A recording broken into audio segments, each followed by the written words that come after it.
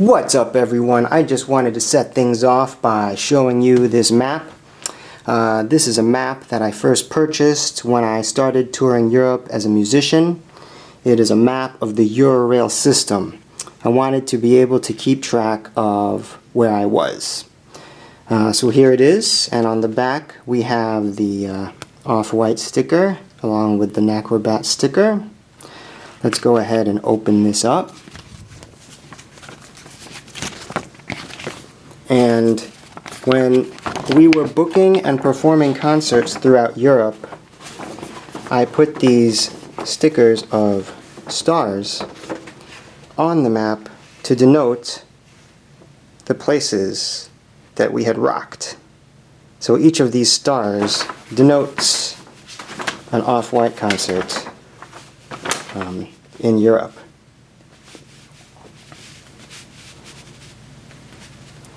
And I'd like to show you this issue of Le Monde. And this is a newspaper that is essentially the New York Times of France. And this issue is from Thursday, June 10th, 2004. And if we open this up, on the inside, on page 29, in the culture section, is the article on Galapagos 4 by Odile Deplas. Odile Deplas. So thank you to Odile. And there it says Offwhyte. And this is section 1 of Le Monde. It's still the front page section. So that is June 10th, 2004. And our first concert in Paris was at a place called Nouveau Casino. And this is the flyer for it. So we have the young lady looking very lovely on the front. Now there are two versions. This is the short version, which on the back has the listing for our concert. Offwhyte, Quell, Meaty, Yoga. And it was thrown by the Hip Hop Resistance crew. So thank you to Hip Hop Resistance. And that's one version. And then the long version has the same imagery, except that it folds out. And we have some more imagery. We have the parking lot. We have the gun. And we have the staying alive in the field of flowers. So on the back, it's the same listing. And this version has the write-up. So this was our first concert in Paris, and there was a second flyer here. This was done by the Hip Hop Resistance crew.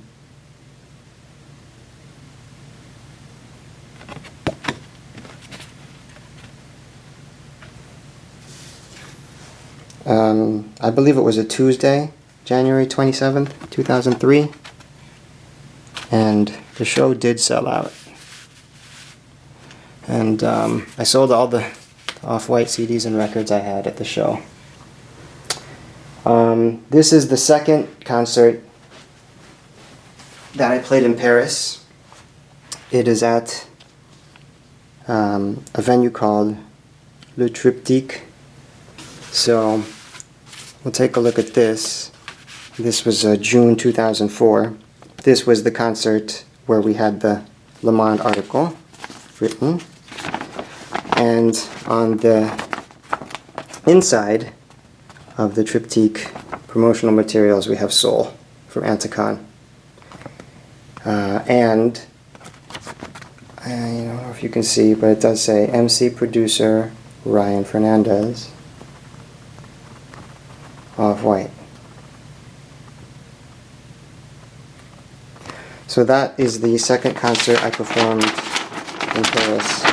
And both these places, Nouveau Casino and Triptyque, are still in operation in Paris today. So we got Le Monde, we got Nouveau Casino, we got Hip Hop Resistance, and we got Triptyque. And those are the shows I've rocked in Paris.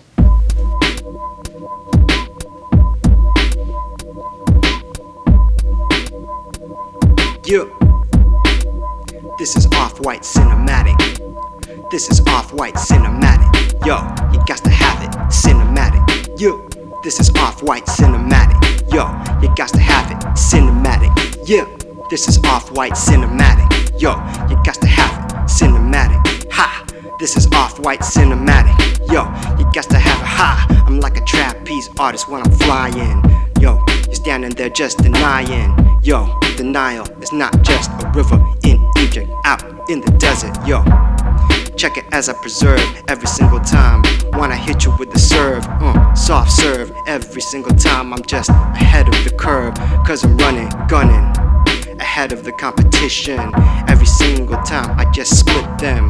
When I travel from here to Switzerland, landing in Geneva at the airport, just clear them out with my clairvoyant style. Every single time I run the mile or the kilometer, I can convert any distance like a thermometer. Does the temperature, you're not understanding, cause you're just stuck in the weather. An innocent bystander when I'm just the participant coming through, when I'm just never hesitant. Rather, I'm always permanent, here to infiltrate your residence when I'm coming through with the omnipresence. In other words, I be all up in the current events listing when I'm just hitting my target from 300 miles away like some sort of ballistic missile. Every single time when I'm clear, it's crystal. Yo, just read the black and white. Mr. O double just flex my mic, cause I got the muscle. Every single time I leave that in trouble. Mr. O double just coming back to just bring the rumble. Cause I'm royalty, and I just put it down with the loyalty. What's up, everyone? Yours truly, Offwhyte here. Welcome to Offwhyte Cinematic, Season 2, Episode 1. And today, we will be talking about Offwhyte flyers and press. So, take a seat and let all your worries just flitter away as we get into it. Good to see you. Thanks a lot for coming. Here we go, Season 2. Woo!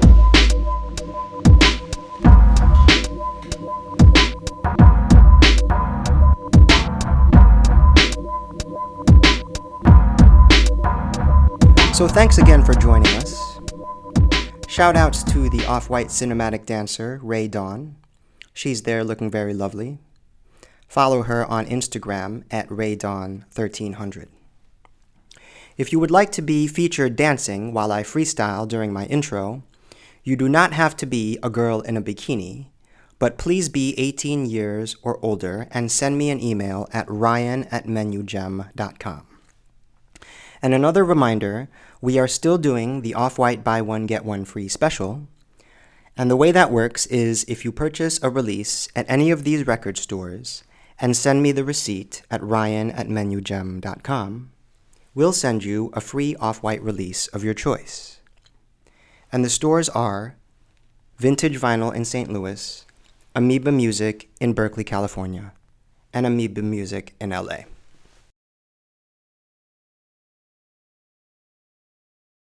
Altogether, I've been on 11 tours, 6 US, 3 in Europe, and 2 in Japan. But before we talk about the tours, I want to talk about my shows in Chicago and my first out-of-state shows. This video will be organized into 7 parts.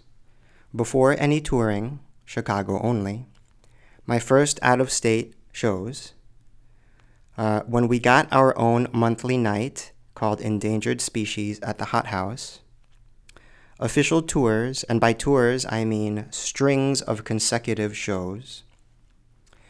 And then I moved to Los Angeles, so I have a section for California shows. Japanese tours, of which I've done 2, and then my return here to Illinois. Some of these sections will overlap chronologically, but overall, these groupings are best to tell my story. There are more shows than this, and more flyers than this, but these are all the flyers I was able to salvage. Also, with some of these concerts, I was not able to extract the exact date. For this video, I used my own personal data backups, I used the Wayback Machine, and Google to put together all the dates you see here. If you have been to one of my shows, or if you have a correction to a date or a venue to add, please say so in the comments below. And along the way, I will display any news coverage I received related to the concerts.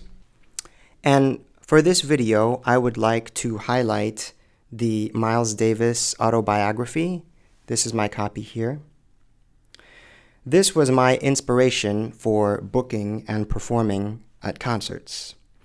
In the early chapters, Miles talks about the importance of gigging often to perfect your style. For a full text listing of these shows, go to galapagos4.com/blackbook. All right, let's go ahead and get into it. As I mentioned, we have the 2 full binders of flyers. The materials I had mentioned before. There are certain categories of performances that help me explain my story. I moved from Springfield, Illinois to Chicago, Illinois in January 1995 to attend the University of Illinois at Chicago. Before that point, I had performed at punk rock venues in Springfield at such places as Skank Skates, thank you to George Sinclair, but I had not yet performed in Chicago. In Central Illinois, Jeff Cookledge, aka DJ Dallas Jackson, owner of Galapagos 4, and myself had a group called Chromium, a rap group. When it came time to attend college, we decided to go to Chicago and attend UIC. So we lived together in the West Side dorms and continued operating as Chromium. And we sent a demo tape, a Chromium demo tape, in to Ange13, a prominent Chicago rap artist. I was calling her information line Chill, C-H-I-L, Chicago Hip Hop Information Line. It was a voicemail box where she would list information for parties in the city. Anyway, she responded back to us after we sent her our demo tape, and she asked us to play the 1996 Props Awards. So that is where the story will begin. The Props Awards was Sunday, August 18th, 1996, at the Equator Club in Uptown. And it featured such acts as Prime Meridian, E.C. Illa, Rubber Room, Stony Island, Underground Solution, Spillane's, and DJs PNS and 33 and a Third. These were artists that I really looked up to at the time. And this was my first performance in Chicago. We performed as Chromium. We performed with a live band as well. So there's the Props Awards, and thank you to Ange13. As we go on, this is a flyer from 1999 that I put first. And the reason that I put this flyer first is because it kind of captures the essence of what flyers were like at the time. And as you can see, It's very concise, and the design is very minimal. And I might even say that this is kind of a precursor type of design to what we see now on mobile phones, because everything is kind of simple, and I like it. So I believe Anacron designed this flyer. This was Anacron's night, the Beat Project at Mad Bar in Wicker Park.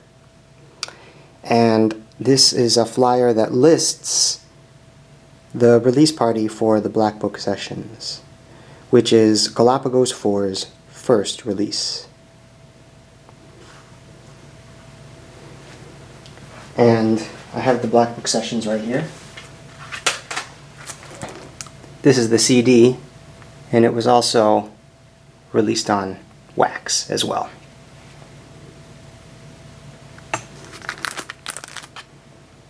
My track on here was produced by OpenEye, whom I still work with today. Wicker Park is a neighborhood in Chicago that has a lot of significance to me because I used to ride my bike down Damon Avenue to such places as Subterranean and Mad Bar, because Subterranean had the 606 open mic night hosted by Pyrex of the Pacifics. It was an open mic where everyone had to freestyle, but otherwise you could get on the mic as much as you wanted. And then the Dandelion Patch was an open mic hosted by Anacron, which started at a coffee shop called La Piazza Cafe on the north side. And then he moved it to Mad Bar. So I would ride my bike to the Wicker Park neighborhood and lock my bike up on the corner and go rap at these places. These were some of the first venues where I would rap for anyone at all. So Wicker Park has its own category of shows because it's very significant to me in that regard. And then the next category of concerts that I list here are Asian American and Filipino Chicago shows. And this is important because the Asian American community really had my back at this time of my life. So it's important that I break out that category on its own. The first really significant performance that I had with the Asian American community in Chicago was this concert. There's also a flyer for it here. So it is an event called Isang Bagsak. And this is significant because if you'll notice, I was already going by Offwhyte, okay, at that time, and then Pacifics, and I Was Born with Two Tongues are some of the other artists that performed. This is the day that I met Denizen Kane. Dennis Kim and myself met at the Agape house, which is a church, and that's the venue for this event. We met as we were going over the agenda for the show. And we really had a good time. It was a great show. We performed in the actual church itself. And I'd like to thank League of Filipino Students who gave me this kind of greeting card, and on the inside they wrote me some nice words. So I have some nice notes from them. And I'd like to thank League of Filipino Students because they took me under their wing. And this was a very significant event, Saturday, June 12th, 1999. And this concert is another concert I was able to get through the Asian American community. It's a concert at the Old Town School of Folk Music. The Old Town School of Folk Music is a venue that's still in existence today in the Lincoln Square neighborhood of Chicago. And then the next year, we had the sequel to Isang Bagsak, the second Cultural Night of Resistance, also at Agape House. And speaking of the Asian American community, there was a collective called the Asian American Artists Collective, started by Anita U. Esquera from I Was Born with Two Tongues. And through her and her networking and that group, I was able to perform at a number of venues, including the Chopin Theater. So this is the flyer for Chopin Theater, as you can see. The Guild Complex, Chopin Theater, and there's a listing for Offwhyte. And also, there are some other concerts as well, such as Subterranean with Contraband and the Pacifics, a night called Bodong, also at Subterranean, and there is the program for that. And then with the Asian American Artists Collective, I was able to do such shows as CHOP at the HotHouse and a 9/11 memorial at the Gene Siskel Film Center. So that's a very unique venue for me to be rapping at. But yeah, we got to throw down there. And here's Offwhyte in the credits. So I really want to give a shout out to the Esqueras and I Was Born with Two Tongues for hooking me up with those shows. And shout outs to Mango Tribe, you know, the Asian American Artists Collective, and everyone from that kind of Chicago family. Then I'd like to break out the next category of shows, which are Chicago underground hip-hop shows from the early 2000s. And we're going to set it off with Upski's No More Prisons concert at the HotHouse. So this was a 2-day event. The first event was at Double Door, which I was not able to attend. I was still trying to study for my engineering degree at this time. But the HotHouse is where I rocked. And there's the Offwhyte listing there. This was the first very big show for me. As you can see, there were a lot of other performers in attendance, including Prime Meridian, Akbar, Iomas Marad, Nacrobats. I performed this set with DJ Norman Rockwell from the Pacifics, and he did the scratch drumming of the beat while I was rapping. So it was super, super live. And there are a lot of photographs around at that time from that performance, including some of the photographs in my album Squints. The Squints photographs are from that show. This is also the night I met Quell. The label, Galapagos 4, we released our very first record called the Black Book Sessions, and this is the flyer for the show. The Black Book Sessions was released in August 1999, and our release party wasn't until January 2000. And then shortly after that, Galapagos 4 put out my first album, Squints by Offwhyte, and this was the second official Galapagos release and my first official release. So this is the CD copy, and we have pressed this a number of times. I want to say 3 times. This was reviewed in Herb magazine. So this is the January-February 2001 issue of Herb magazine. And if we go inside here, here's the Offwhyte review. So Squints,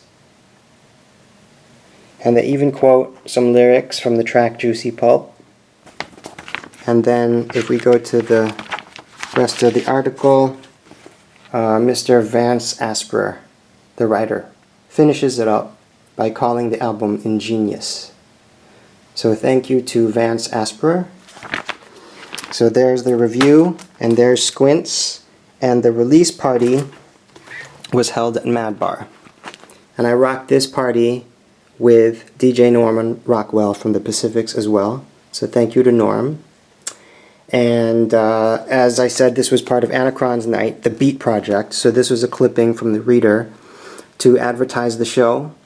And Anacron's night was called the Beat Project, and our night there was for the release of Squints. So that was the Squints release party. When I was getting this video ready, I found that throughout my career, all the nearby universities had my back along the way. This was a show I threw at my own university with the help of Lyric District, and specifically Roger, Mr. Rogers. And we had all these performers. This was held at UIC's Inner Circle. So this was the flyer that I made, and there was this flyer as well. But there were all these performers, and I booked this concert while I was still a student there. It was right before I graduated. But this was Friday, May 12th, 2000. At the UIC Inner Circle. This concert was Thursday, May 25th, 2000 at Truck Stop Audio. I rocked this place with Anacron. Truck Stop was a loft on the near south side of Chicago. And this is the flyer that we had for the show. We would come back to Truck Stop Audio to have the release party for Netherworlds with Murs. So this is the release party when Galapagos 4 put out the Netherworlds album. And the Netherworlds consists of Murs, himself, and Anacron. So this was the release party for the Netherworlds album, also held at Truck Stop and featuring Murs. This was Thursday, July 6th, 2000. And then going along with those Anacron shows, these were the flyers for the Dandelion Patch open mic that I mentioned at the beginning of the video. After that, I rocked the Centrum with J Live. So as you can see, this was a concert featuring J Live, Last Emperor, Prime Meridian, Mass Hysteria, and Offwhyte. This was at the Centrum Friday, November 17th, 2000 in Chicago. And it was an event thrown by Rebirth Magazine, so thank you to Ryan Waxenberg. J Live at the Centrum. Going along with the universities that I mentioned, had my back along the way. This is a concert I did at Northeastern. So this was at Northeastern Illinois University at Alumni Hall. Thank you to Uncle L. This concert also featured Mass Hysteria. Shortly after that, I played in Rockford, Illinois for Grills and Skills. And you can see the Offwhyte listing here. Yes, okay. And that was a great outdoor event featuring Graph mostly, but they had performances as well. So shout outs to Robert and Daoud and Mediocre. Rockford Massive. Big up Rockford Massive. Right after that, I performed at the Metro for an event sponsored by Streetwise. Chicago Hip Hop for the Homeless, featuring Rubber Room, All Natural, and all these acts here. They did not put me on the flyer. I was put on at the last minute and rocked a set with DJ Mediocre. And this is my backstage pass. These were some shows that Anacron and I rocked for the radio. And this one was at the Spare Room, Offwhyte and Anacron. This was a concert I did at Subterranean with Prime, Seal, Organic Mind Unit, and DJ J Pratt. These were the flyer masters that I would photocopy myself. So, for concerts that we had down at the University of Illinois Urbana-Champaign, I kind of lumped those into the Chicago concerts as well, since it's the nearest nearby major university. And down in Champaign, we did this show with a promoter named Matt Harsh. So thank you to Matt Harsh. But we rocked the Courtyard Cafe at the Illini Union, Quell and myself. This was a great show, and this was this was Saturday, February 16th, 2001. This is another concert with Organic Mind Unit, No Exit Cafe in Rogers Park. And then here's a show I did in Prospect Heights, Illinois at Rocky Vander's Cafe. Yeah, suburbs action. And then we have the release party for Mole Men, Chicago City Limits, which is a record that is out on streaming services still to this day. We rocked this release party Saturday, November 24th, 2001 at Subterranean. And then I went back down to Champaign, Illinois for a festival thrown by the UC Hip Hop Congress there called Forward. Now, I just want to mention, at this event, okay, so we performed, Offwhyte and Anacron performed, and they even threw Quell on at the last minute. So Quell, Anacron, and myself, we went down there to perform. And if anyone is familiar with this event, we ended up judging this battle, the grip and spit rhyme battle, okay? It was a battle, a rap battle.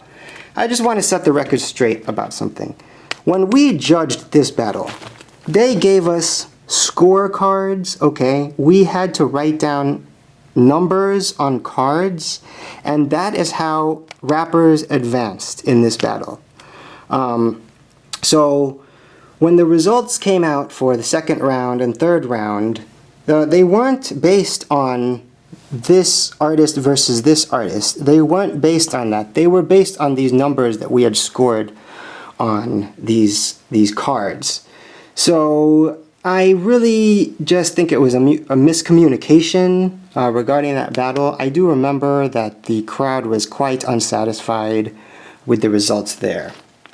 So that's really unfortunate. I believe rap battles should be judged from the moment, from the actual display of the raps, not based on numbers. But we didn't make up those rules. So anyway, we rapped, and that was that. That was the Forward Conference at U of I. But it was still a great show, and we rocked it.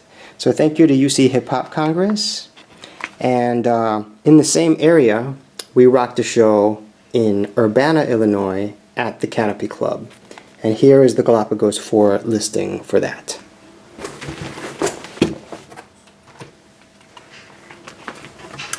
Right after that, I rocked Nevins Live in Evanston, which is a night that was hosted by Longshot in Evanston. And I rocked this night on Monday, July 1st, 2002 with Quell. And the significance of this is because this is when I started performing with Dr. Jones as my DJ. So we had Quell with Mediocre and Dwight Lightning, and Offwhyte with Dr. Jones up there in Evanston. So thank you to Longshot. And then we had the release of my second album, The Fifth Sun.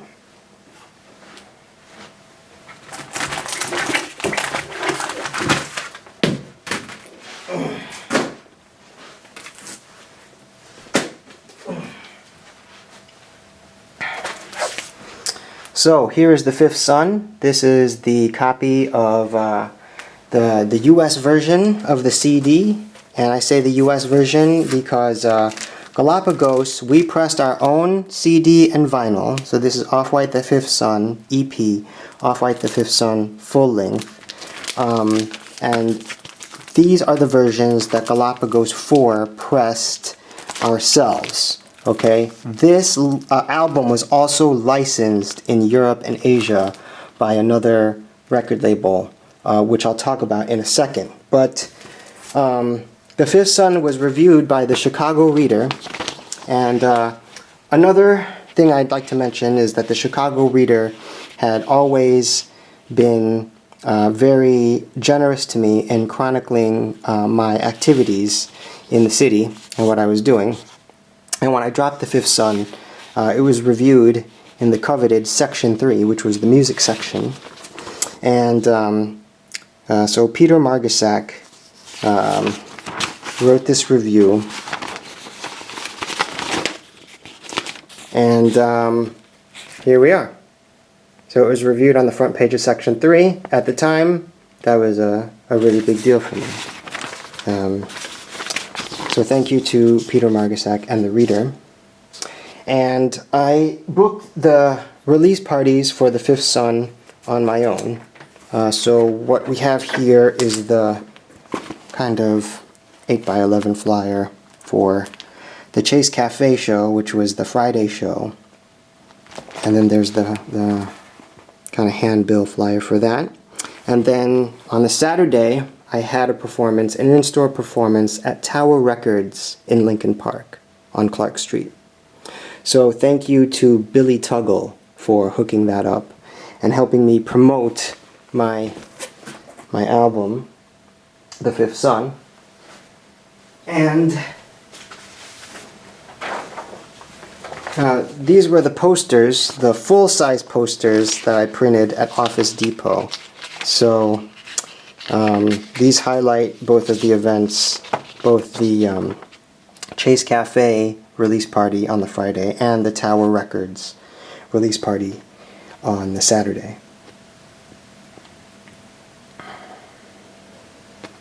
So there's The Fifth Son, US product, and release parties to go with them. And then after that we have something very special because I would like to talk about Chicago Rocks at the Metro. So Chicago Rocks was a huge concert that was thrown by the Mole Men, and it was part of Metro's 20th anniversary. So this is a page from the reader, and here is the advertisement for that show. As you can see, you had such legends as Juice, Rhymefest, Vakil, and I mean you can see the lineup there.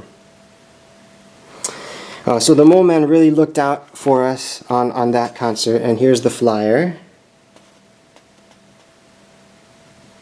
Chicago Rocks at the Metro. Here's the backstage pass.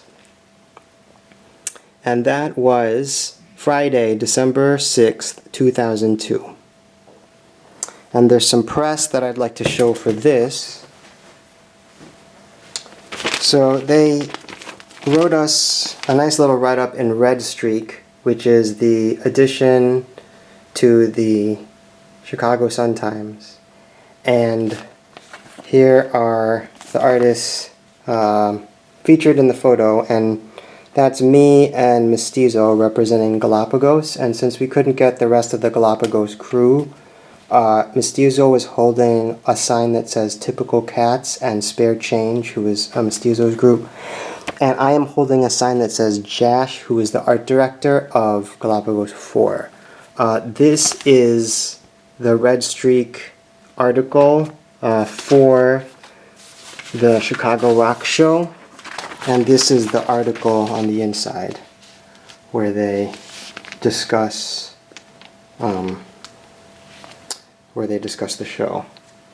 And then another free arts weekly in the city called New City. So this is a publication called New City from that same week. And this is an article concerning the Chicago Rock Show as well. And that's me in the photo. And this is an article where they discuss Chicago Rocks. So that is an article by Dave Chamberlain. Thank you to him. And then the Red Streak article was by David Jakubiak. So thank you to both of them for the press for the Chicago Rock Show. Shortly after that, I returned back to Springfield, Illinois, and performed at the Underground City Tavern, which was a club at the bottom of the Hilton Hotel, now the Wyndham. So, Underground City Tavern, and shout outs to 95 Mental. Thank you to Brian Riley. In this era, there are some shows I cannot place. There was a concert that I did in at Northwestern, in Shanley Pavilion at Northwestern University around this time, I performed with Brother Ali and DJ Precise. So thank you to Kevin Beecham for that. I cannot place that date. And then secondly, I opened for Atmosphere and Deep Puddle Dynamics at the Metro. So thank you to Jay Bird for that. That was also around this time. Shout outs to Soul and Dose as well. I cannot place that date either.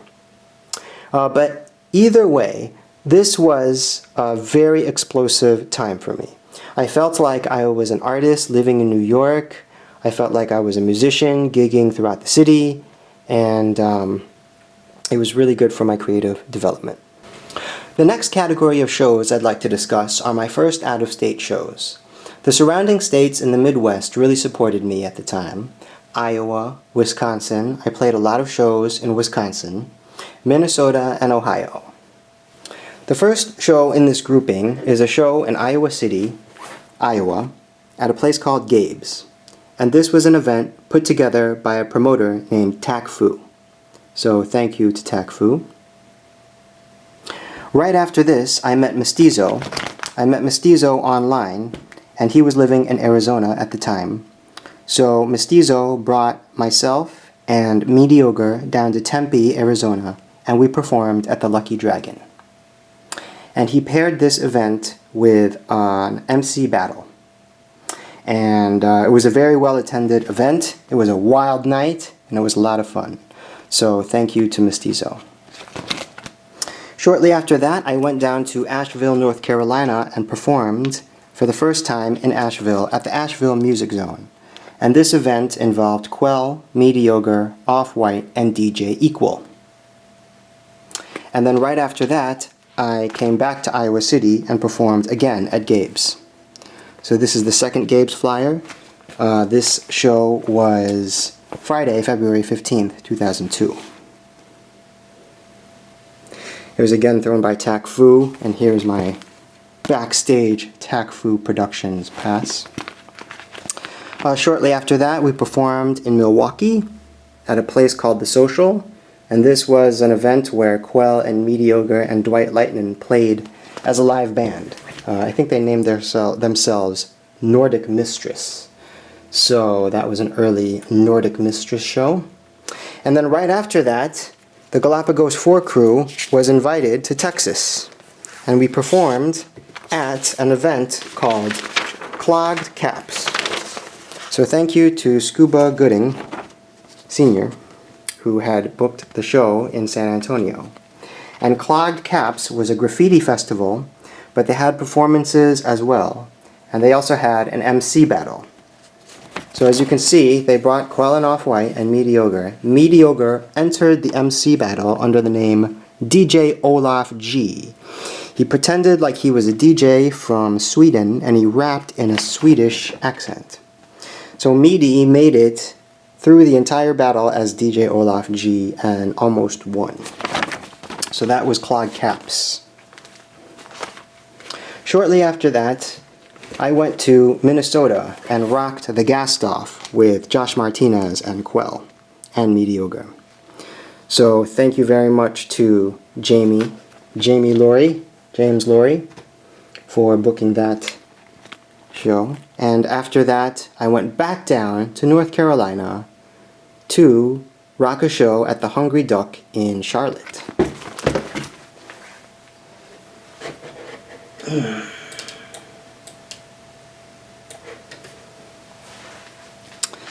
And then while in North Carolina, I rocked my second show in Asheville at the Asheville Music Zone with Living Legends. So as you can see here, they booked Quell and Offwhyte along with Grouch and Eli and all the rest of the Living Legends guys. And this was at the Asheville Music Zone, and this is my backstage pass for that event. That was Sunday, August 18th, 2002, Asheville Music Zone with Living Legends. Then, in September 2002, we rocked a festival called Goin' Off in Kansas City, Missouri. And this event was a show that we did with Mac Lethal and ADM. Right after that, we went up to Seattle and did a concert up there with McEnroe and Josh Martinez. And this was Saturday, November 30th, 2002, in Seattle at the Fremont Unconventional Center. And then we did a concert in Oshkosh, Wisconsin. This was Friday, March 28th, 2003. I do not have the actual flyer for the show, but this was an actual sign hanging up in the show, and this was from our concert in Oshkosh, Wisconsin. Shortly after that, we went back up to Minnesota and played Minneapolis again at the Caboose. So this was Friday, May 16th, 2003. As you can see, that is the flyer for the show at the Caboose. And in the Minneapolis Weekly City Pages,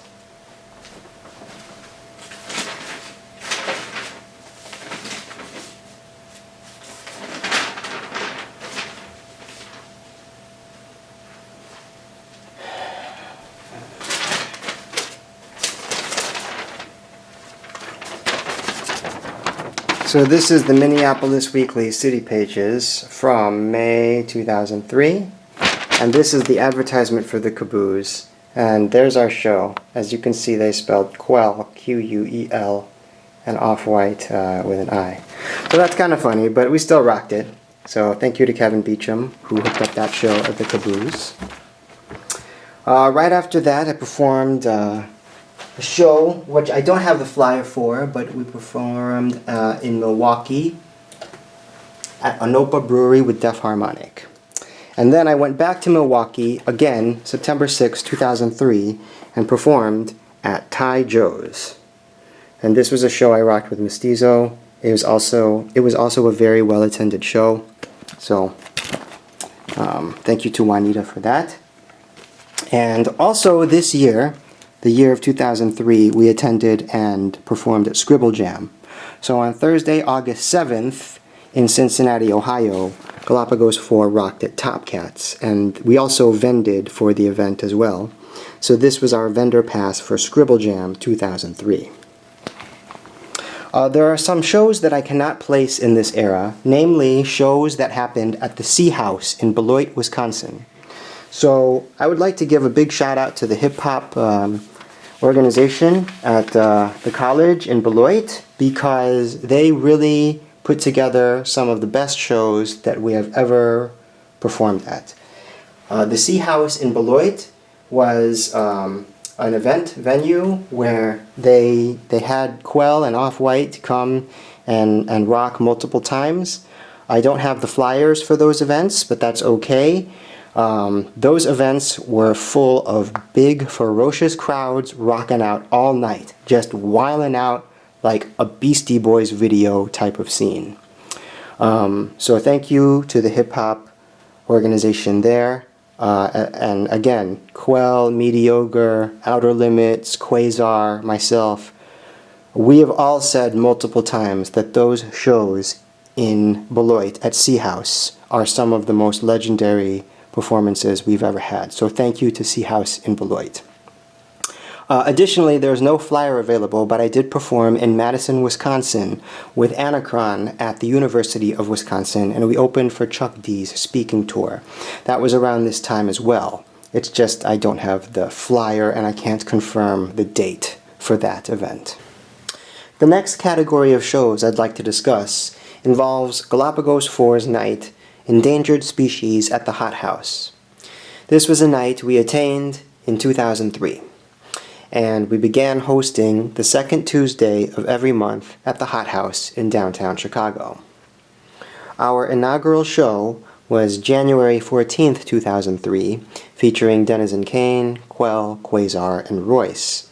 And all three Typical Cats rocked solo sets, as well as a group Typical Cats performance, minus DJ Natural. These flyers were designed by the Galapagos 4 art director, Chash. So, this is the second show. We don't have the flyer for the first show, the January show, but this is the flyer for the February show, front and back. featuring old school hip hop kind of elements. 2 pages of that one. This was the next one, the March show.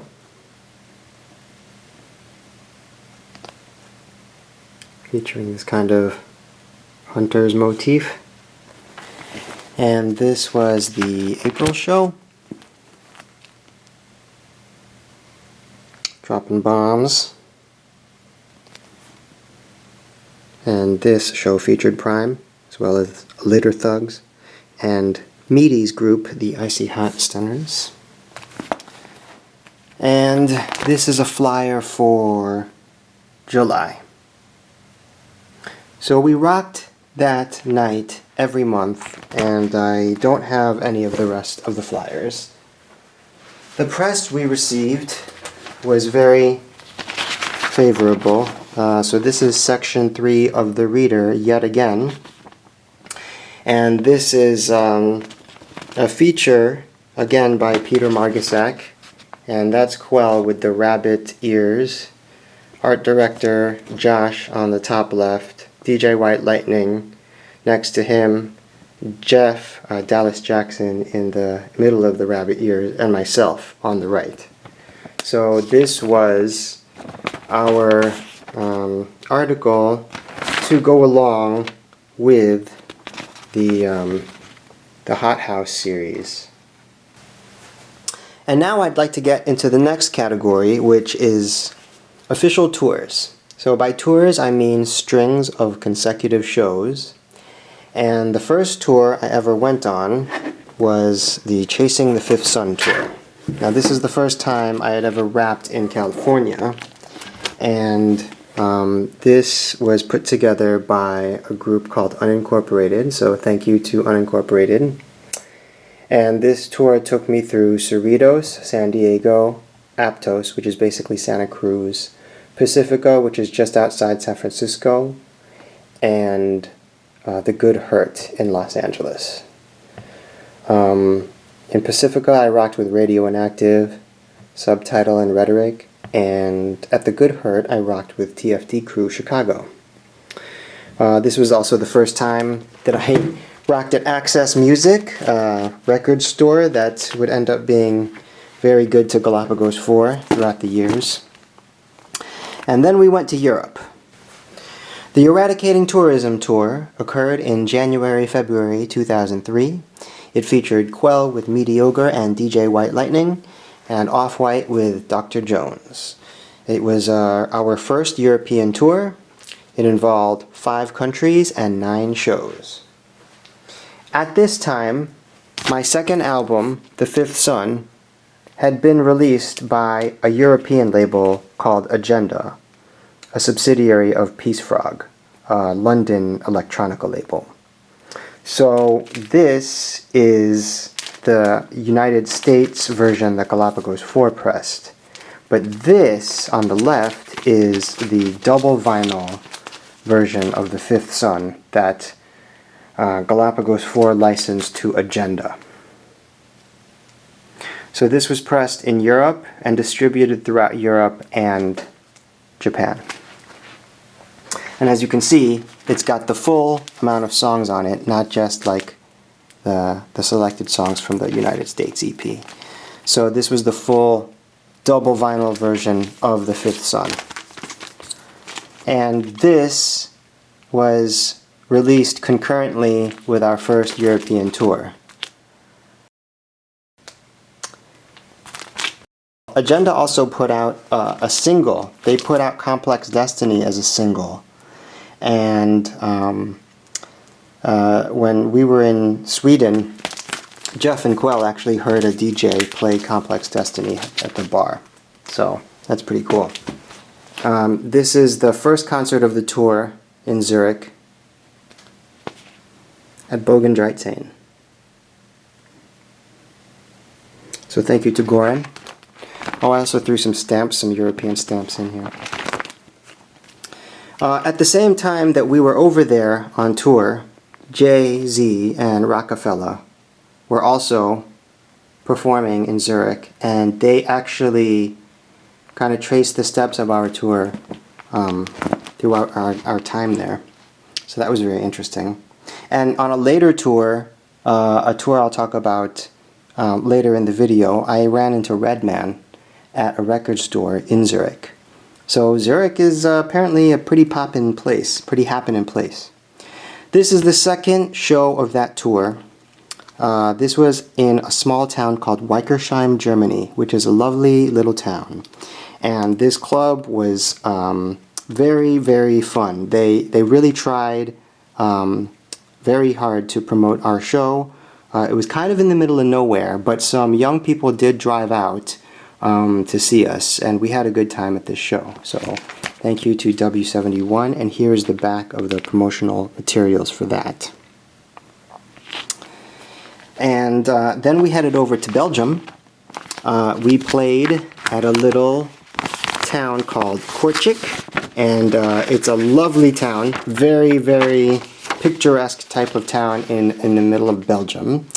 And this is the flyer for that. I actually don't know if Kortrijk is in the middle of Belgium. I'll have to check. But yes, it's in Belgium. It was a lot of fun. So thank you to Caveman Speak who set up that one for us. And these are more of the same Belgium flyers. And here we have Jay, again, Jay-Z, on tour at the same time as us, and my Eurorail ticket. I was barely still 25 at the time, so I was able to get the discounted tickets. And this is the same flyer I showed at the beginning of the video for our first concert in Paris at Nouvelle Casino. So there's Nouvelle Casino, and here is the Galapagos 4 listing. And there's that. I already showed this before. And the long version with the fold-out that I showed before. And speaking of the long version with the fold-out, I just, for fun, went ahead and grabbed the next month. Now, we did not perform at Nouvelle Casino the next month, but I thought these fold-outs were so nicely done. And it's just kind of a Parisian thing.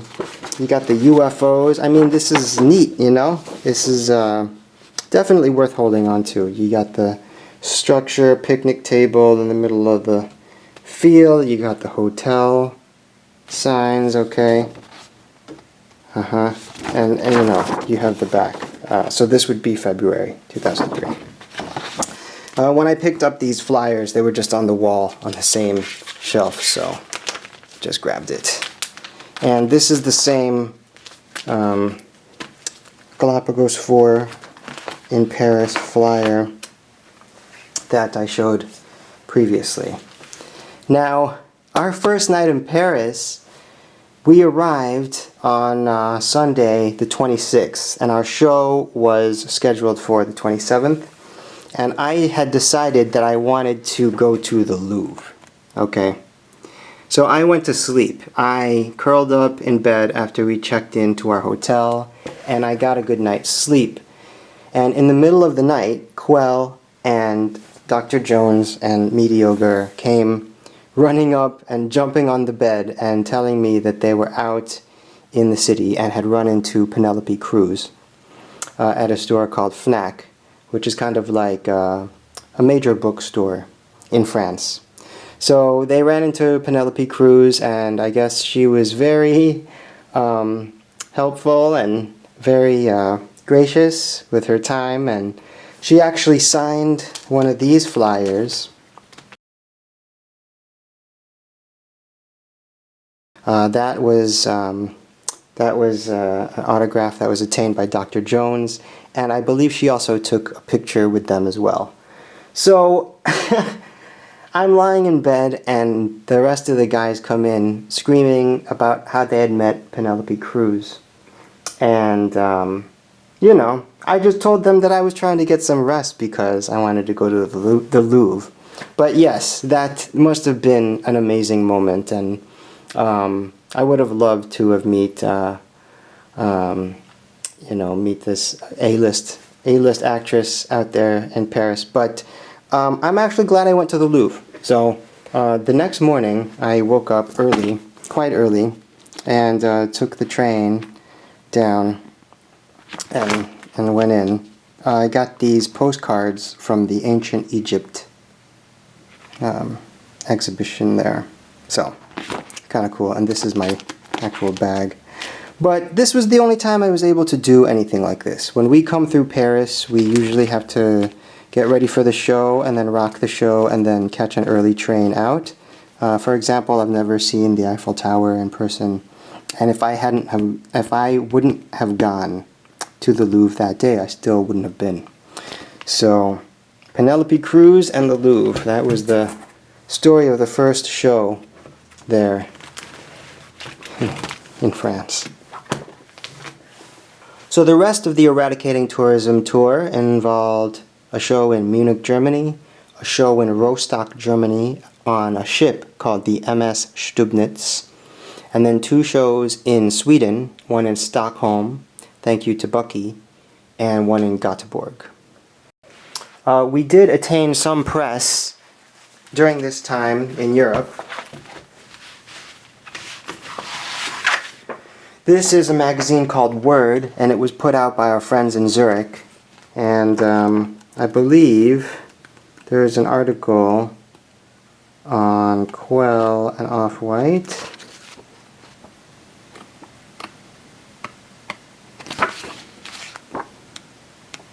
Yeah, okay, here we go. Quell and Offwhyte, right? Here's another Jay-Z concert. Okay. But here, yes, thank you to our Swiss friends, and thank you to Gelden and BitTuner, who also rocked the Zurich show with us, showing us a lot of love here. So in Zurich they speak Swiss German, which is a different language than they speak in the rest of Switzerland. In Switzerland they can either speak French or Swiss German, or Italian. But yeah, there's a Word magazine. And we were also featured in this magazine, which is a publication called Juice. It's a German hip-hop magazine, and as you can see, it's a lot more focused on the mainstream. But if we look inside here, this publication attended our concert in Munich and interviewed us for this article. So this is the Galapagos 4 article in Juice magazine. That's me on the top, and that's Dr. Jones, my DJ, in the middle, and that's DJ White Lightning on the lower left, and there's Quell in the 4. So there is the Galapagos 4 Juice article.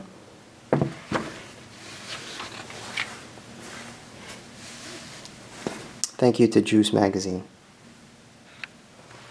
Alright, so we've made it through the first of the 2 binders of flyers, and as we continue through the material, we're just going to dive into binder number 2 here, and we're going to begin with the Submerged State Tour.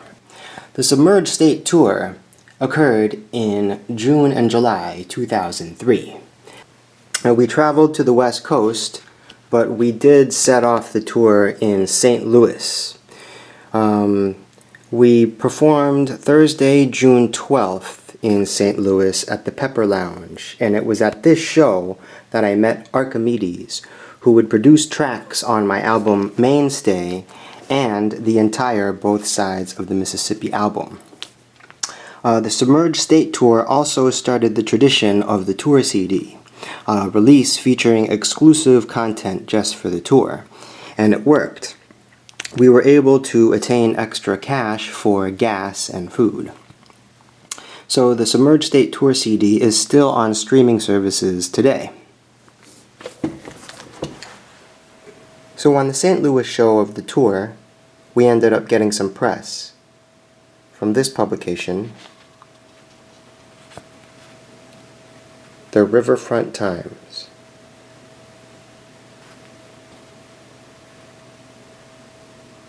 So thank you to Renee Spencer Soller,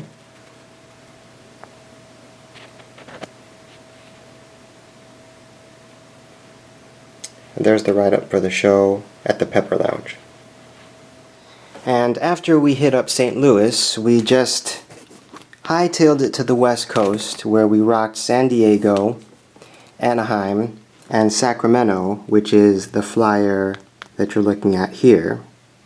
And this concert ended up getting canceled, and we rapped in the parking lot instead. We turned on the car stereo to the tour van and played the instrumentals in the parking lot and rapped in the parking lot. So, going along with the rest of that tour, we went to San Jose, Aptos, we rocked Club Green in Los Angeles, and we rocked a show in Oceanside, California at the Vibe Lounge, which is the flyer you're looking at here. And we wrapped up the tour. This is some more copies of the flyer. And then we wrapped up the tour in Flagstaff at room 111, July 3rd, 2003. That was a Thursday, so this is the 8x11 for that. The next group of shows I'd like to discuss is the Tuck Your Pride In tour, which occurred in August to September 2003. And this is the flyer for the Chicago show for that. Now, this tour involved Typical Cats, Offwhyte, Dr. Jones, Mediocre, and Mestizo. And we had a special show in New York to set it off. We rocked Brooklyn Thursday, August 21st, 2003 at the 5 Spot. So thank you to Malik at the 5 Spot in Brooklyn. They are still there. I do not have the flyer for that show, but this is the flyer for the hometown show in Chicago, which was at the Bottom Lounge, the original location for the Bottom Lounge, and you can see the address there, Wilton. So they have since moved. So this hometown show featured Typical Cats, Offwhyte, and Dr. Jones, Riff Napalm, Robust, Mestizo, Mediocre, and Royce. This tour took us through the Midwest. Oh, this is the backstage pass for that show. This tour took us through the Midwest, and this 8x11 here is the promotion for the Columbus, Ohio show. We also ended up hitting up Ann Arbor, Michigan, and we went down to Charleston, South Carolina, which is one of the best shows I've ever done. We rocked the Warehouse down there, so shouts to Charleston. And let's see, this particular flyer is the flyer for Kansas City, Lawrence, Kansas. Lawrence, Kansas was the spot we rocked. And then this is the flyer for our show in Austin. This was a show at Flamingo Cantina. So there we have the front and the back of the flyer for our show in Austin. Going along with the rest of this tour, we ended up going down through the South. And we played shows in Athens, Georgia and Tampa, Florida, where we received some press. This is an issue of the Athens Banner Herald down there in Georgia, and if you can see the date, it's from the week of our show, so we were lucky enough to get press there, and here is the article that they wrote, and here is the listing for Offwhyte and Typical Cats. So shout outs to the Athens Banner Herald, September 2003, and shout outs to Kimberly E. Mock, who wrote that article. And then for our show in Tampa, we had a write-up in the Tampa Weekly Planet here in that week of September, and they wrote about Offwhyte and Typical Cats here, as you can see there. So shout outs to the Tampa Weekly Planet as well as the Athens Banner Herald. We finished that tour up in Champaign at the High Dive. So there's the flyer for that. And that was the Tuck Your Pride In tour.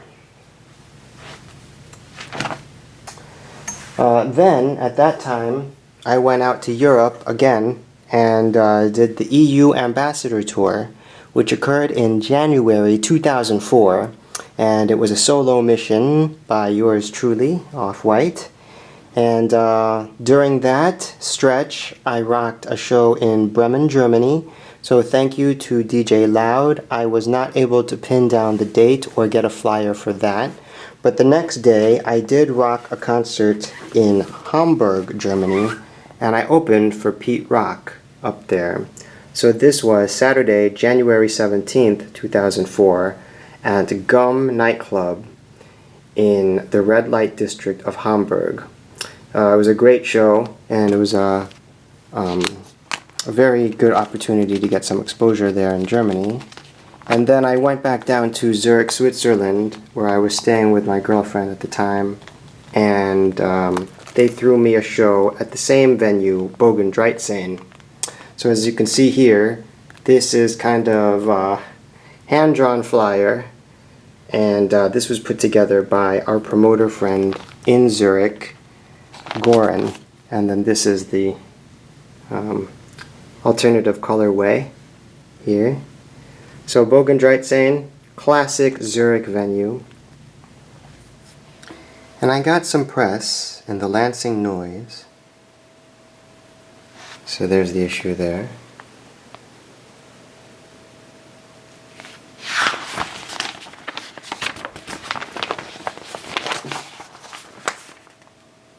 Here's the article. Story by Matthew Miller. So thank you to Matthew Miller. The next group of shows I'd like to discuss is the Submerged State 2G4 Tour, otherwise known as the Submerged State Tour 2. And this occurred between February and March of 2004 and involved Quell, Offwhyte, Dr. Jones, Robust, Mestizo, and Mediocre. This tour also had a very good tour CD. The Submerged State Tour 2G4 tour CD is on streaming services now. And this is the flyer for the hometown show at the Bottom Lounge, Tuesday, February 24th. And on this tour, we went through Chicago, Champaign, Illinois, Austin, Texas, San Antonio, Texas, Albuquerque, New Mexico, Phoenix, Arizona, Flagstaff, Arizona, Pomona, California, San Diego, California, Berkeley, California, San Francisco, California, Seattle, and Portland. So this is the flyer from the Pomona show. It was a concert thrown by the Drop Bass, which at the time was a very well-known promoter in LA. So this was at El Taco Nazo in Pomona, and thank you to the Drop Bass. Radio Futura was not directly involved with this tour, but I went ahead and put their flyer in here anyway because that store gave us a lot of pub at the time. This was the San Diego flyer.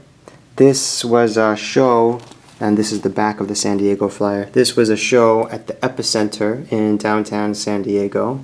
So there's the flyer for the San Diego show. This is the flyer for the Austin, Texas show. And on this run, we rocked a venue in Austin called On Top of the Ritz. So that's the flyer for that one. These are the Bay Area shows. This is the flyer for the San Francisco show at the Elbow Room. And this is the flyer for our concert in Berkeley, California at the La Peña Cultural Center. So, some NorCal love right there. And this is when we went up to Seattle. We rocked a show at the Vera Project, which is a well-known venue up there in Seattle. And yeah, those are the flyers I have for that stretch. And that is the Submerged State 2G4 tour. So the next grouping of shows is the War on War tour 2G4. And this tour occurred May through July 2004 in Europe. It involved Quell, Mediocre, Offwhyte, Mestizo, DJ White Lightning, Robust, Royce, Dr. Jones, Maker, and on select dates, Riff Napalm. It was the biggest tour Galapagos 4 ever did. And this is the show list right here. Now, before I discuss the actual tour itself, I want to discuss this decal right here for a place called Rudy Town. And this is also part of an event, Rudy Fest. But this place, Rudy Town, is a squat in Zurich, Switzerland. Now, when I talk about squats, I'm not talking about something unsanitary or kind of unwieldy. I think it's worth taking a second to discuss the rule on squatting in Switzerland.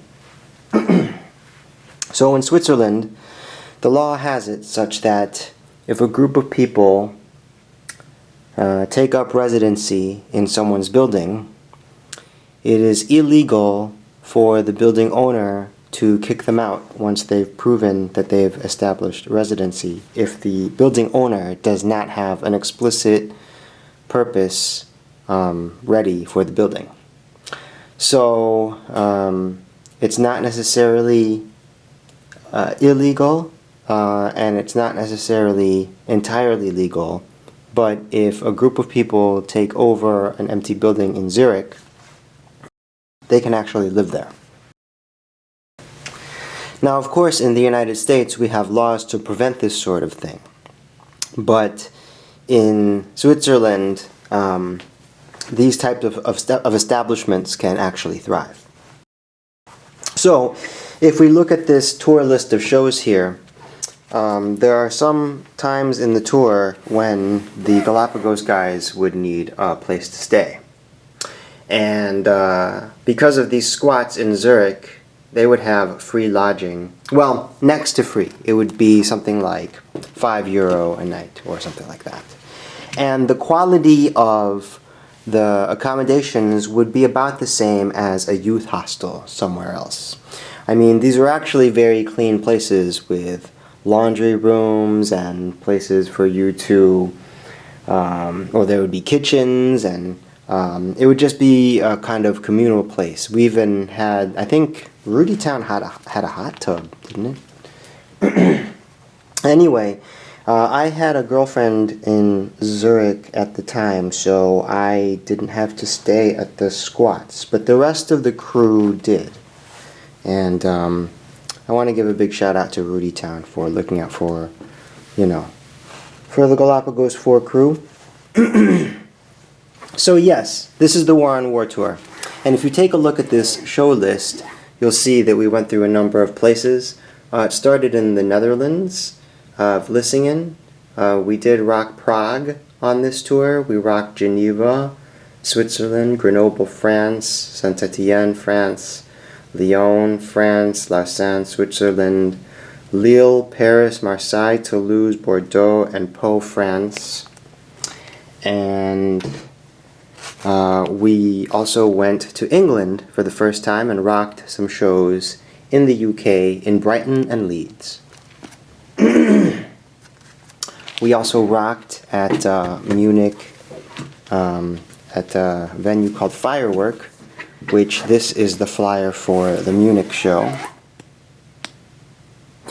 And Abstract Rude and Jay Sands were also on tour at the same time as us.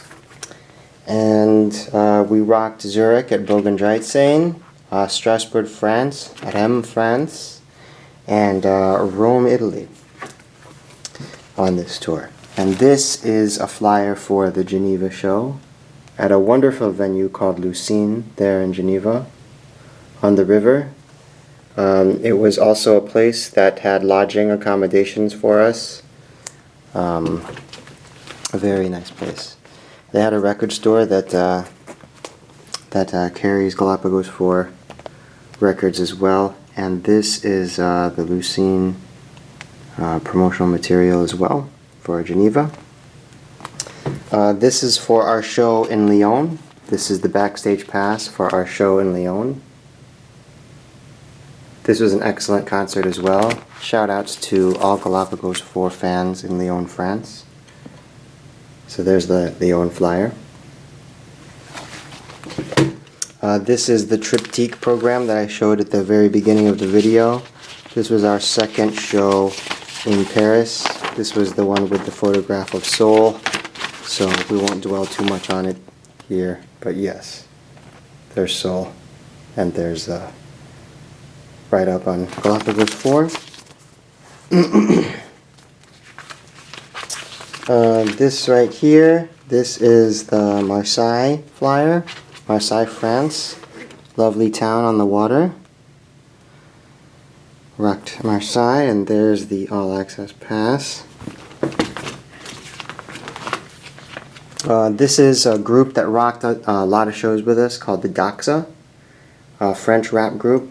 So I'd like to give shout-outs to the Doxa, because some cool cats. This was our show in England. This was our show in Brighton. Yeah, that's our show, flyer for the Brighton show. So, shout-outs to England. Love England. And this was our show in Leeds. Leeds, England. Way up north. So we rocked up there too. Here's an EasyJet boarding pass. Yeah, I believe we had to circle back around to Amsterdam for travel purposes. And then down here, this is the show in Rennes, France. And then the big show at the end of the tour was Roma Hip Hop Parade in Rome, Italy. So the entire crew rocked this show. And yeah, you know what? I've never taken a look at this. Let's take a look at the program. So this is Roma Hip Hop Parade. And yeah, I would assume maybe we're in here, I think. Are we? Let's take a look.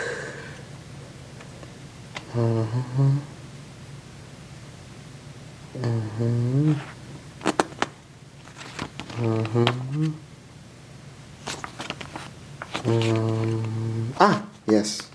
Here we are. Well, Offwhyte. Yeah. Of course, that's not Quell and Offwhyte, but yes, we're listed in the programming.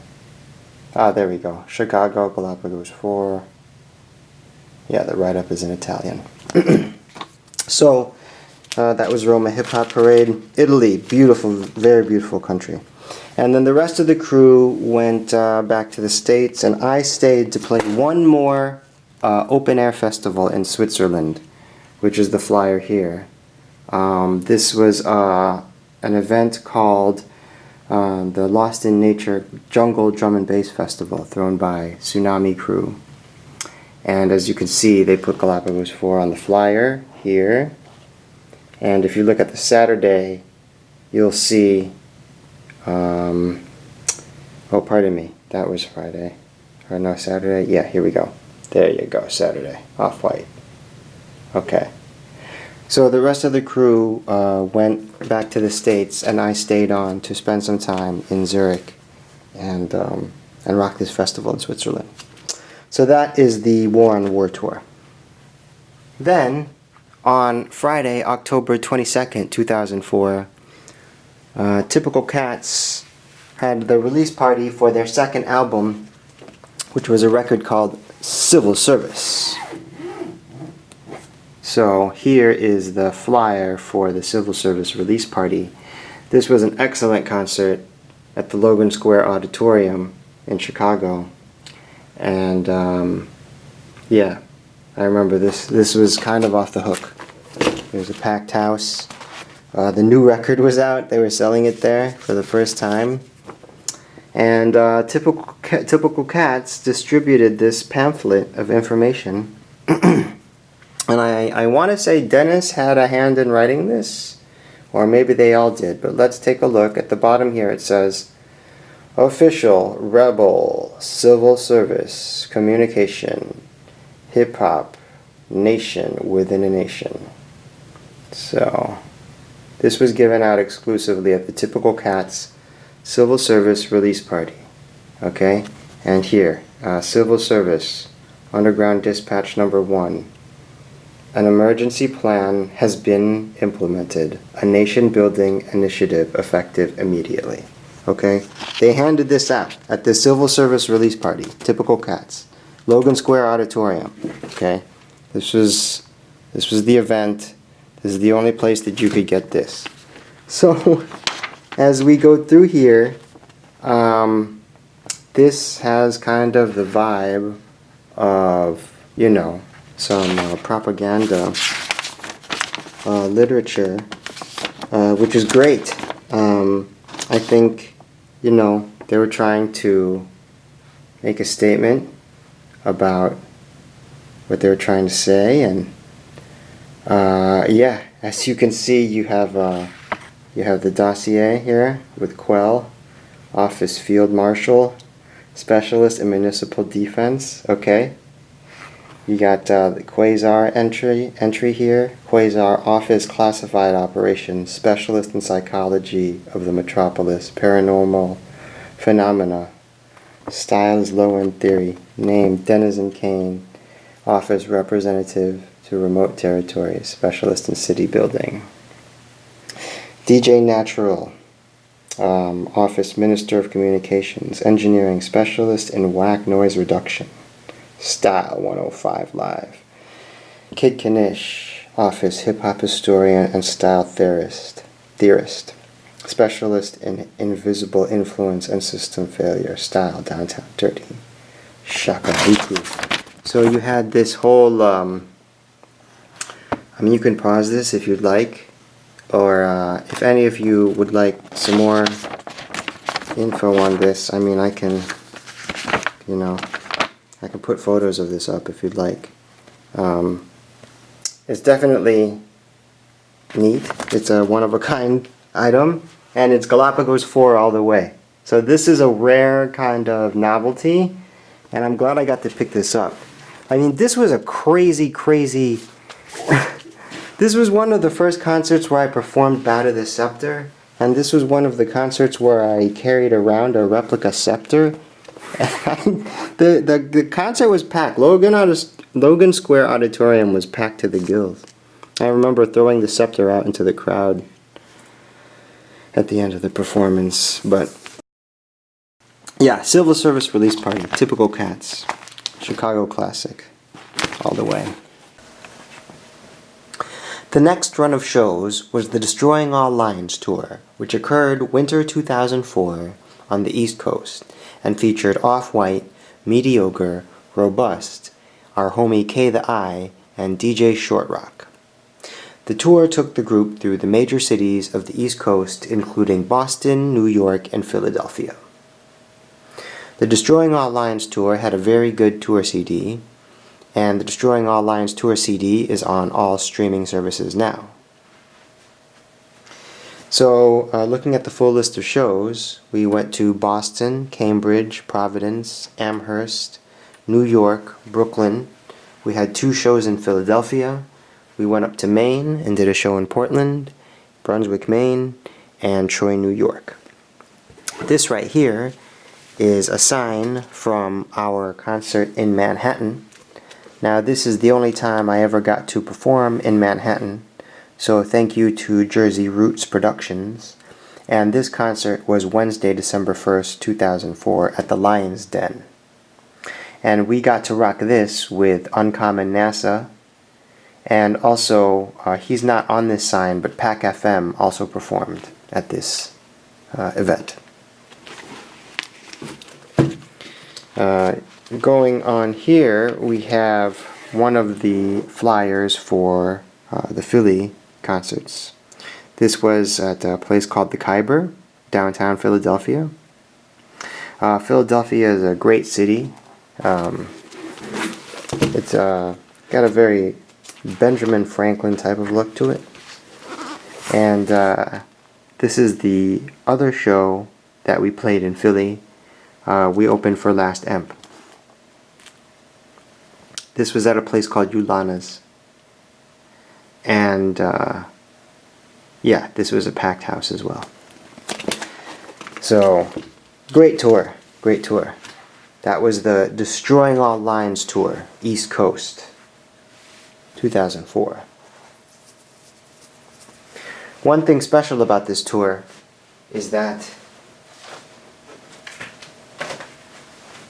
I dropped my EP, Bow to the Scepter. Speaking of the Scepter, so this is a EP on that we released on vinyl, Offwhyte, Bow to the Scepter, and CD. And when we were getting the CDs manufactured, I was on the Destroying All Lines tour. So we had the first batch of CDs sent to Brooklyn, where we were staying at, and they actually did arrive on time.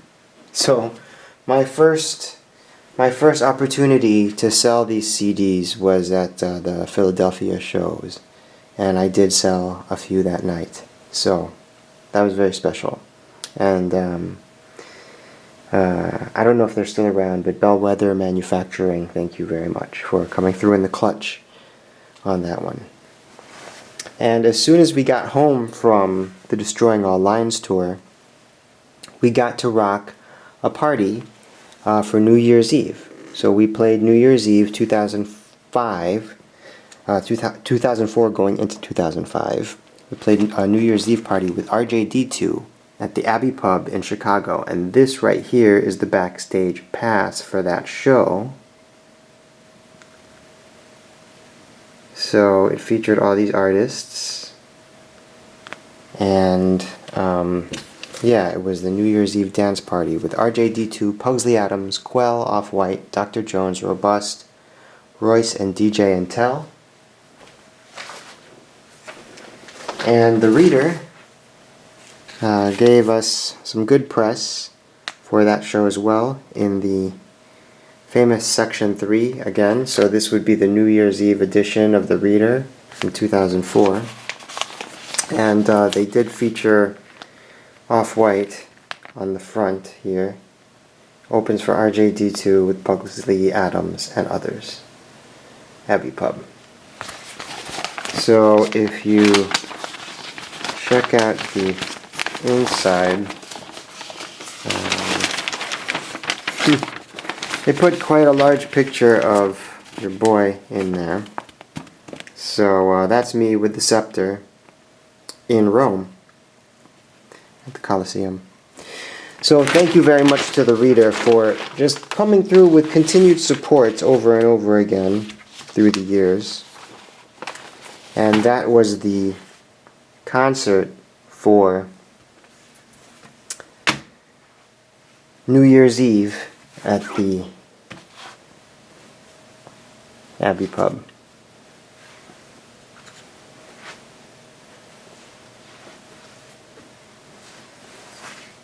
The next grouping of shows is the Spring Forward Tour, which occurred in April 2005 and featured Offwhyte, Mestizo, Mike Gow, Kip Killigan, and took us on the West Coast and onto the Pacific Northwest.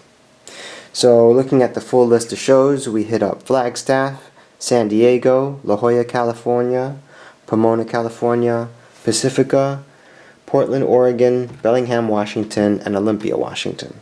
Now the only promotional material I have for the Spring Forward Tour is this 8.5 by 11 for our show in Olympia, Washington at McCoy's. But I do love the state of Washington. I do love the Pacific Northwest. I think it's a very clean part of the country. The air is very clean and the people are very nice. And I'm a big Nirvana fan. So anyway, at this point, we are at the year 2005, and we're getting to the point where it's my last shows as a Chicagoan. And this particular flyer right here is a show that I did in Carbondale, Illinois. I drove down with a Haiku and rocked Hangar 9 at SIU with Serengeti. And DJ Flesh 1. Shout outs to DJ Flesh 1.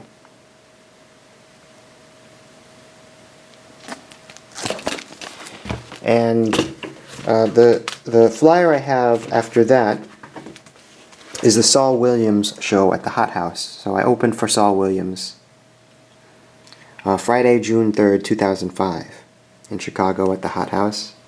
You can see the Offwhyte listing there. And there's the back. And then another show I performed at with Serengeti was at the Underground Lounge. And I was able to get press write-up for that.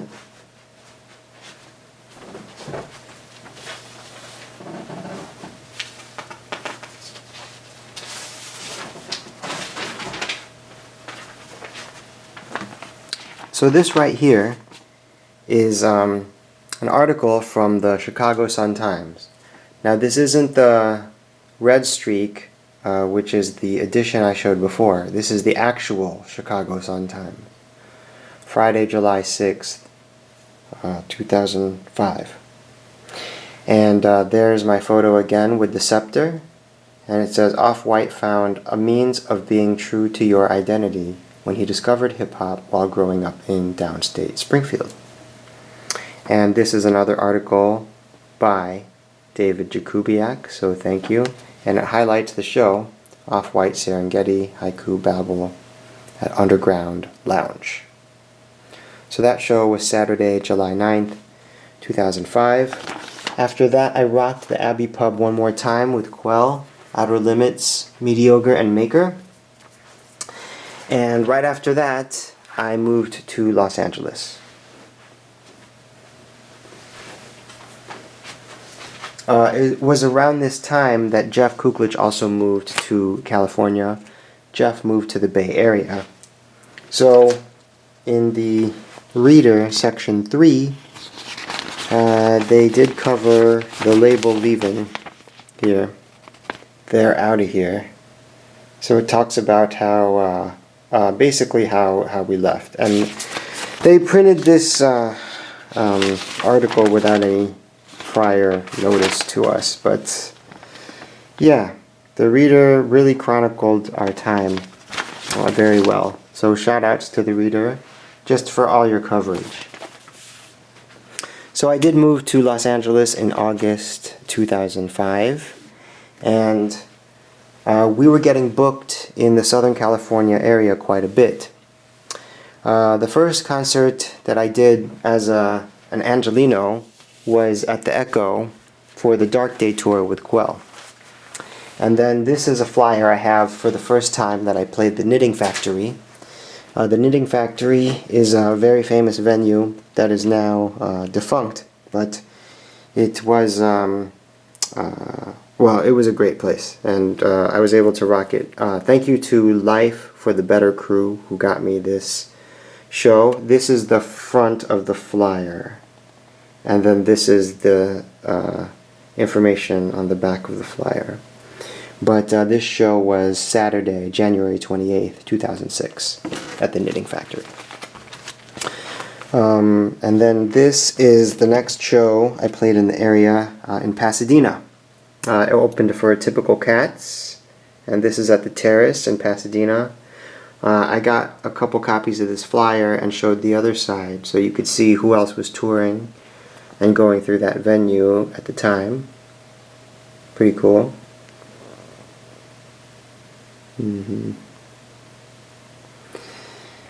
But we would end up rocking the Terrace a couple more times, so thank you to the promoters there. And then this is another flyer I have from the Knitting Factory. This would be Saturday, June 24th, 2006.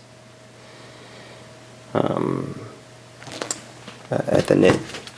And this is a show in San Diego. This is a regular night called the Downbeat. So here's a flyer for that. And this is at a place called the Beehive in San Diego. And had a concert there. This was Sunday, this was Saturday, August 12th, 2006. And I'll show the list of shows. There are a couple that I was not able to retain promotional materials for. But it was at this time that I released my third album, Mainstay. So we'll take a look at Mainstay here. This is the CD. And this dropped in 2007. So I did some release parties for this album. And this is the flyer. So let's take a look. We have San Diego, San Francisco, LA, and Chicago. The tour was sponsored by Tribal Gear. So thank you to Tribal.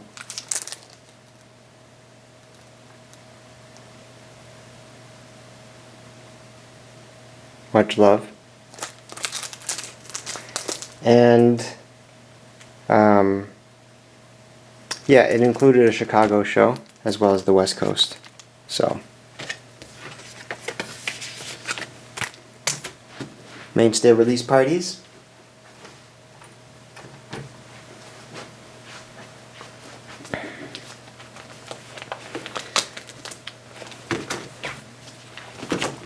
There were a lot of concerts I was unable to salvage flyers for. But one of the LA shows I was able to retain a flyer for is Urban Underground. So this would be the front of the flyer. Urban Underground is a long-running weekly in LA. And then they have my photo on the back. You see it there. So I rocked Urban Underground Friday, September 11th, 2009 with Cadillac Ron and Exit Stereo.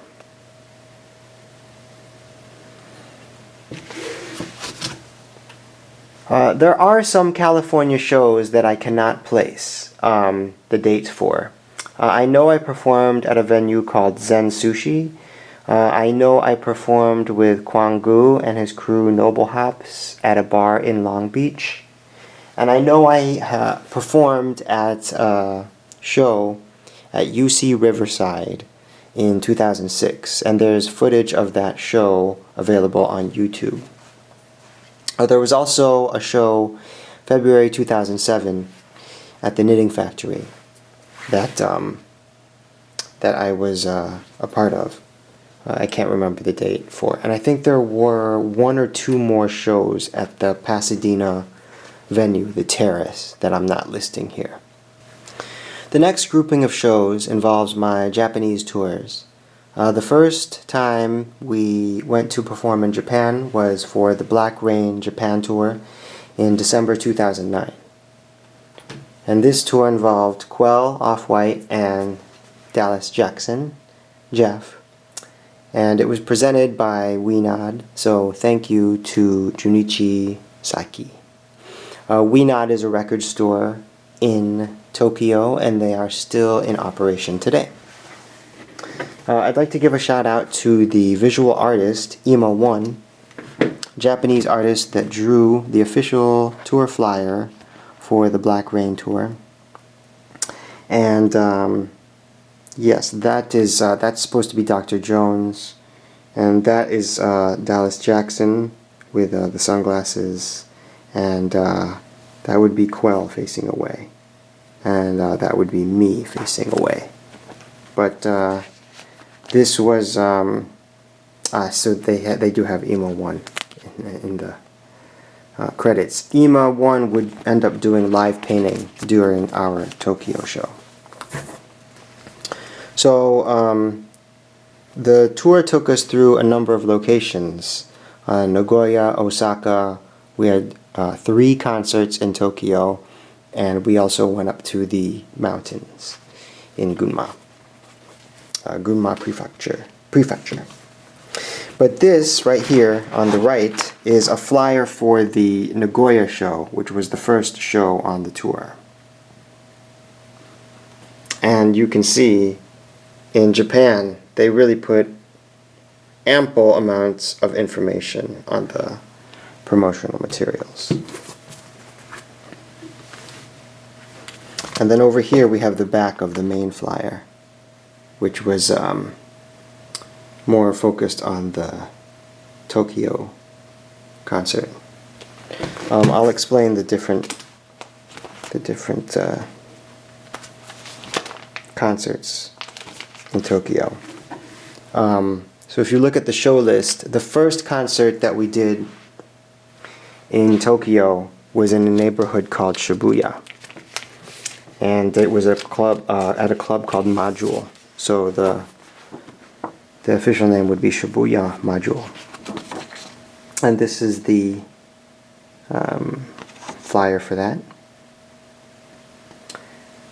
And you know, Junichi would tell us that it is important that our first appearance in Tokyo be in the neighborhood of Shibuya, because it makes a statement.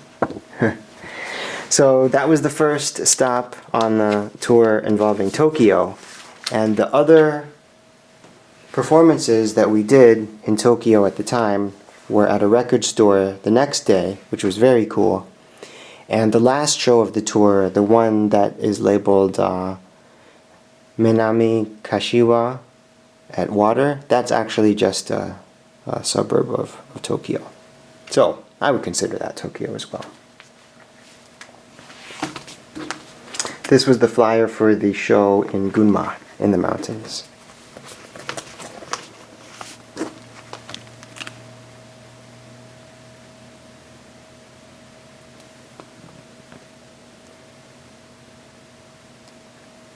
And then my second Japanese tour involved the release of my EP Go.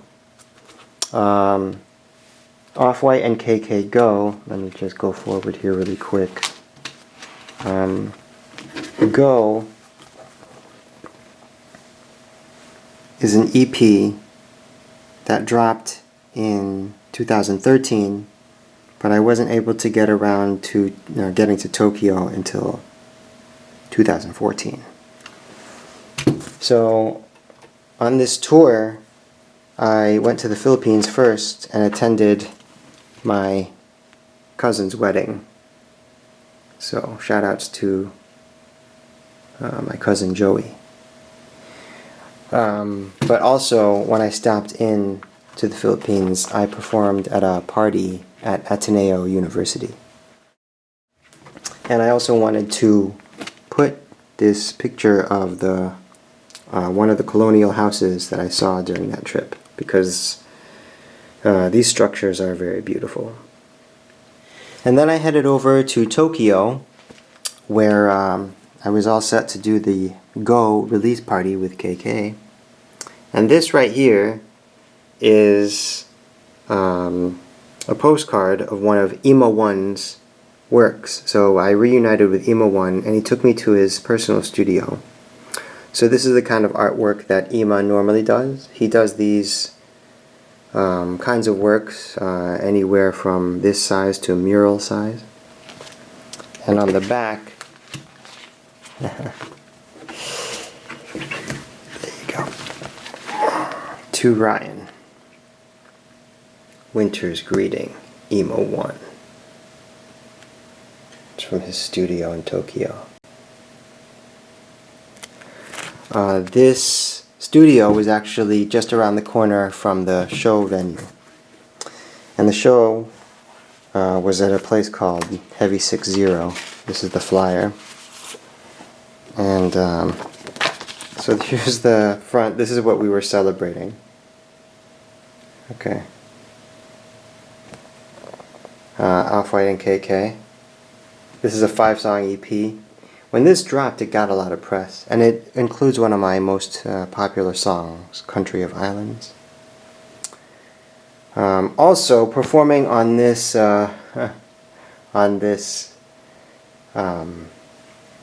event was Candle from Mary Joy.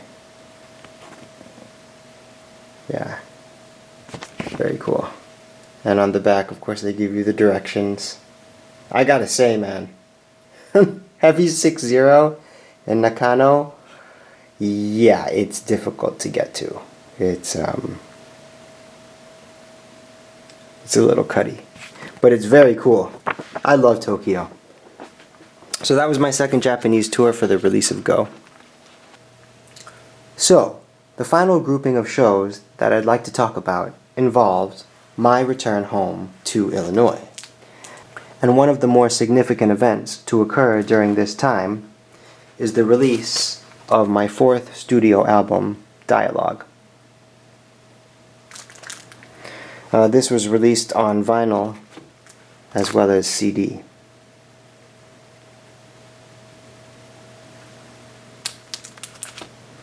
Dialogue was released in 2016, and then in 2018 I released my fifth album, Both Sides of the Mississippi.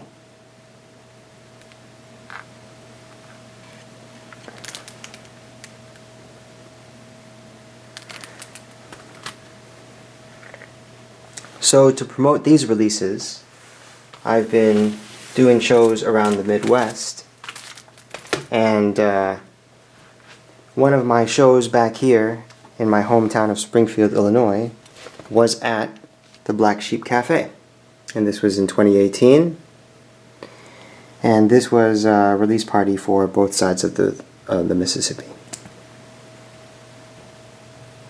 And this was a release party for Both Sides of the Mississippi.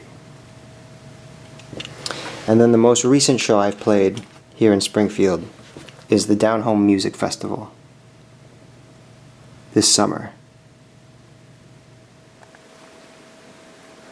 So the Illinois Times gave me my first ever cover story.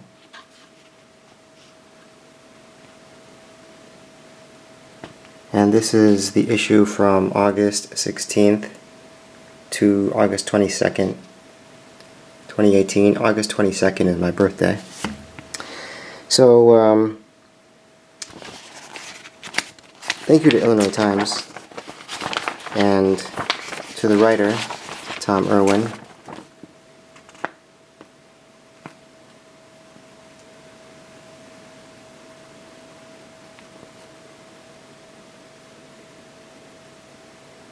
For this display of hometown love. Beautiful cover.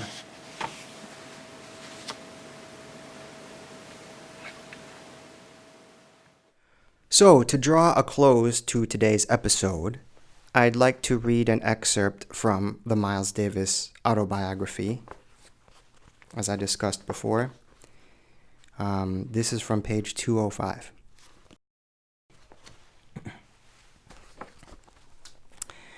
As a musician and as an artist, I have always wanted to reach as many people as I could through my music.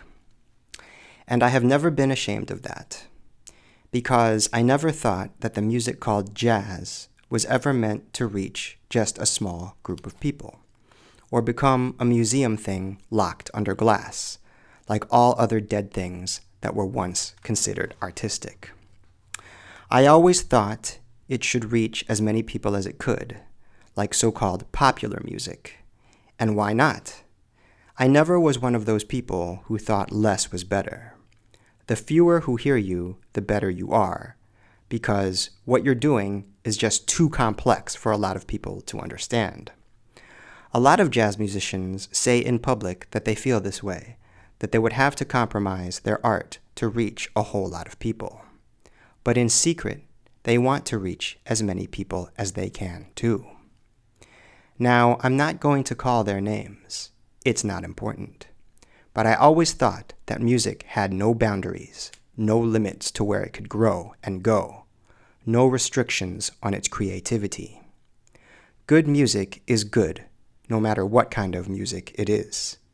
And I always hated categories. Always. Never thought it had any place in music.